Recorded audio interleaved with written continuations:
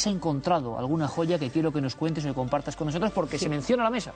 Sí, no es una joya que más quisiera yo, pero en fin, es un documento que tiene una particularidad. Además, nos llamó mucho la atención, digo, hablo en plural porque nos llamó a Miguel Bodmediano, que estuvo aquí hace unas pocas semanas, buen amigo tuyo, buen amigo de esta casa, que además lo compartimos rápidamente. El documento en la asignatura del documento antiguo tenía el número 666. Era el número que le correspondió, no es que se le pusiera.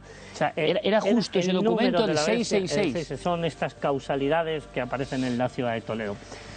En realidad es un memorial del siglo XVI, casi con total seguridad por la letra, donde simplemente menciona dos cosas, porque no podemos saber de quién es absolutamente imposible, no hay ninguna manera de saberlo, pero habla de dos cosas que a mí me llamaron mucho la atención. Uno, las riquezas y rentas de Salomón, donde hablaba de que tuvo Salomón de renta 666 talentos.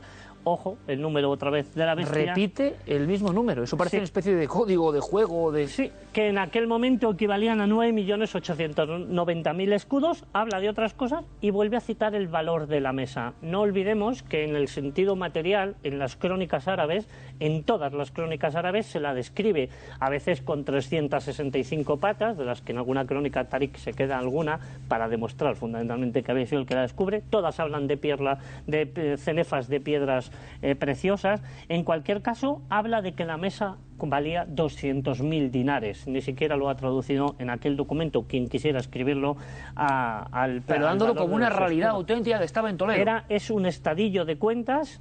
No habla de Toledo, pero el memorial es de Toledo. El documento está en el archivo en Toledo, en la sección de nobleza, y es un documento perteneciente a la ciudad de Toledo, porque habla muchas cosas de Toledo. Esto es en el folio 9.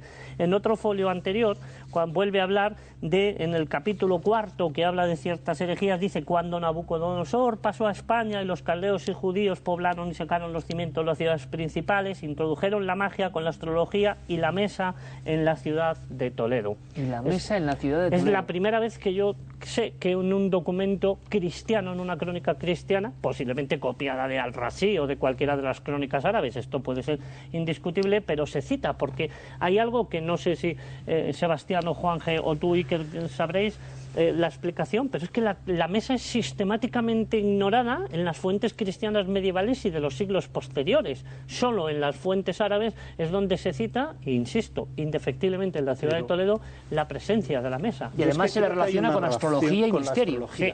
Es que el cristianismo había dejado la astrología fuera, precisamente porque tenía carácter mágico. Al contrario, los musulmanes estudiaban astrología. No olvidemos lo que significaba Toledo para la época, en el estudio de la astrología y en el estudio de la alquimia.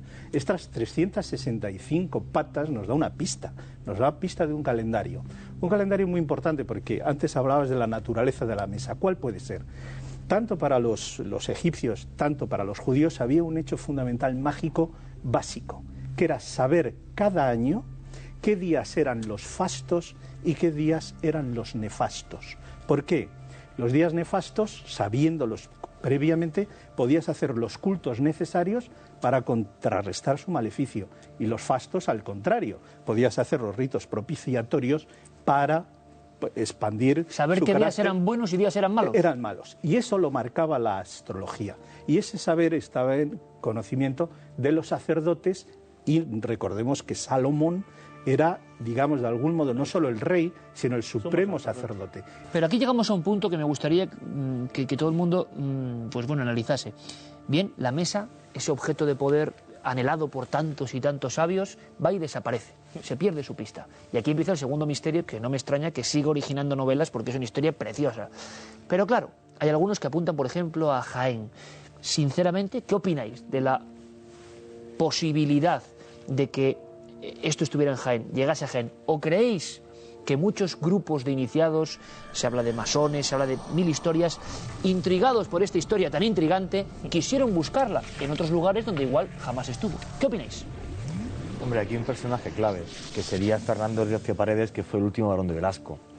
La clave es él, porque él fue el que encargó hacer 12 lápidas como esta. Entonces, este grupo, que también está documentado su existencia, el de los 12 apóstoles, que no sabemos si lideraba Fernando Recio Paredes. Sociedad secreta, extraña. Sociedad secreta, pero que hay documentos que hacen referencia a ella que están en Gran Bretaña. O sea, la sociedad existió y no queda duda alguna de ello. El tema es, ¿realmente esta gente tuvo acceso o bien a la mesa o bien a algún resto de la mesa que realmente tuviera ese dibujo? Hay una cosa indiscutible, que a nivel cabalístico, Álvaro Rendón, que es el que hace el libro con Juan Elaba Galán, demuestra matemáticamente, a través de toda una serie de dibujos, que están hechos en función a la cábala. ¿Qué es la cábala judía? Para que la gente lo entienda. La cábala judía nos habla de que el poder de la creación de Dios, de la creación del universo,